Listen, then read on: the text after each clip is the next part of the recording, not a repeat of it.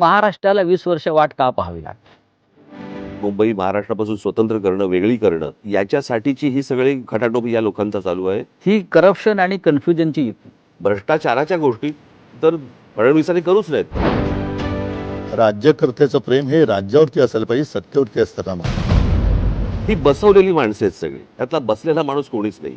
आणि बसवलेला जो माणूस असतो ना, तो फक्त धन्याचा ऐकतो. मालक. एक मुंबईकर म्हणून मी आज जेव्हा घरातनं बाहेर पडतोय, खरं सांगू तर मला लाज वाटते. मुंबई खराब व्हायला एक काळ लोटला. पुढं ते बघणार नाही. पुढं लवकरात लवकर बर्बाद होईल. सगळ्यात मोठं संकट हे गौतम अडाणी मुंबई गिळतोय.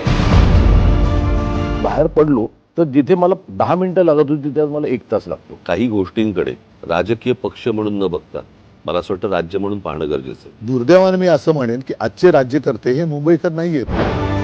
मुंबईमध्ये मुंबईकरांना काय पाहिजे तुम्हाला तिथे जन्माला आल्याशिवाय कळणार नाही. साताऱ्यामध्ये ड्रगची फॅक्टरी डेप्युटी सीएमच्या दारात पकडली. लोकांनी जर समजा मतदानातनं राग व्यक्त नाही केला तर मला असं वाटतं की ते मग आपण म्हणतो ना नंतर की ते राजानं मारलं काय आणि पावसानं झोडलं काय, तक्रार कोणाकडे करायची? तुमच्याकडे करणार लोक तक्रार. म्हणजे आमच्याकडे फक्त तक्रार, मतं नाही.